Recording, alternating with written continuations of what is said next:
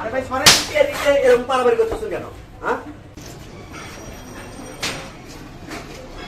ভাই, এই মিটারটা দেখেন তো বিল কত আছে? ভাই এটা দেখার সময় নেই, আপনি পরে এই করবেন ভাই। ভাই আমি গত মাসে পুরোটা মাস আমি বাড়িতে থাকছি, 1 মাস 10 দিন বাড়িতে থেকে আসছি, তা আমার সেই হিসাবে আমার বিল পুরো 800 টাকা আসে কিনা?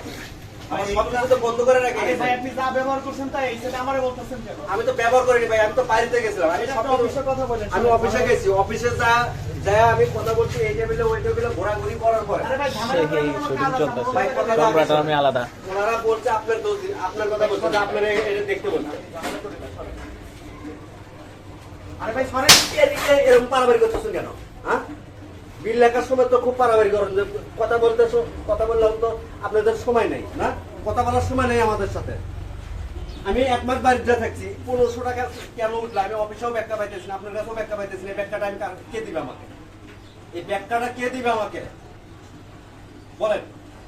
যখন আপনার বিল যদি যখন কম ওঠে, মিটার যদি সমস্যা হয়, বিল যখন কম ওঠে তখন তো তাড়াতাড়ি বলেন যে তাড়াতাড়ি মিটার চেঞ্জ করেন, তার মিটার চেঞ্জ করে লাগাই দেবেন। এখন মিটার বিল বেশি উঠতেছে, তখন তো আপনারা লাগান না।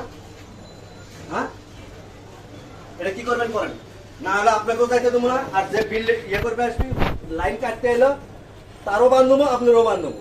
আমার সমাধান আমার মিটারের গ্রুপ থেকে করে দিয়ে যেতে হবে।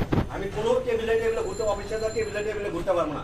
বড় সাহেব ছোট সাহেব গলার টাইম নেই আমার। আমি টাকাতে মিটার চালাই, টাকাতে কারণ করি। এটা দেখেন কি হয়েছে, না হলে বাড়াইতে পারবেন না।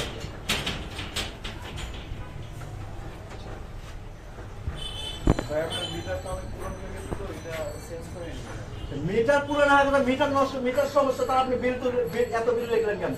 হ্যাঁ সে কথাটা এটা আগে বললেন না কেন? অফিস থেকেও বলেনি, আপনিও বলতেছেন না বিল বেশি উঠতেছে, সময় দাম লিখে নিয়ে যেতেছেন। টাকা দিতে আমাদের কষ্ট হয়, টাকা আপনারা আমাদেরকে কামাই করে দিয়ে দেন না।